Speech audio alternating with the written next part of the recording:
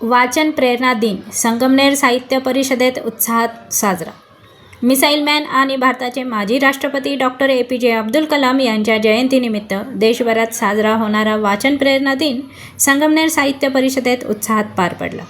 या कार्यक्रमात पुस्तकांच्या माध्यमातून विचारसंपन्न समाज घडवण्याचा संदेश देण्यात आला। संगमनेर साहित्य परिषदेच्या वतीने आयोजित या कार्यक्रमात अध्यक्षस्थानी विजय दीक्षित उपस्थित होते, तर प्रमुख अतिथी म्हणून परिषद अध्यक्ष अरविंद गाडेकर तसेच सचिव ज्ञानेश्वर राक्षे, उपाध्यक्ष दिलीप उदमले आणि अनेक साहित्यप्रेमी उपस्थित होते।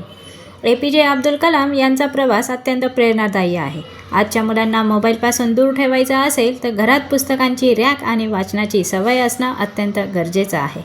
अब्दुल कलामांच्या स्मृतींना उजाळा देताना शशांक गंदे यांनी वाचन संस्कार घरातूनच सुरू होतात असा संदेश दिला। माजी प्राचार्य गोटे सर यांनीही आपल्या मनोगतात कलाम यांच्या जीवन प्रेरणेला उजाळा दिला।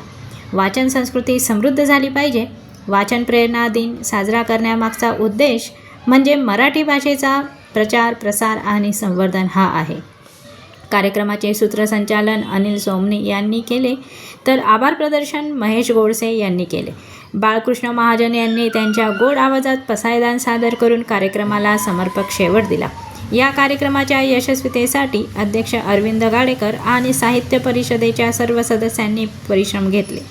वाचन म्हणजे केवळ ज्ञान नव्हे तर व्यक्तिमत्व घडवणारी शक्ती आहे असं सांगत संगमनेर साहित्य परिषदेनं वाचन प्रेरणा दिनाचा संदेश समाजात पोहोचवला। ब्युरो रिपोर्ट, आपली दुनियादारी, संगमनेर।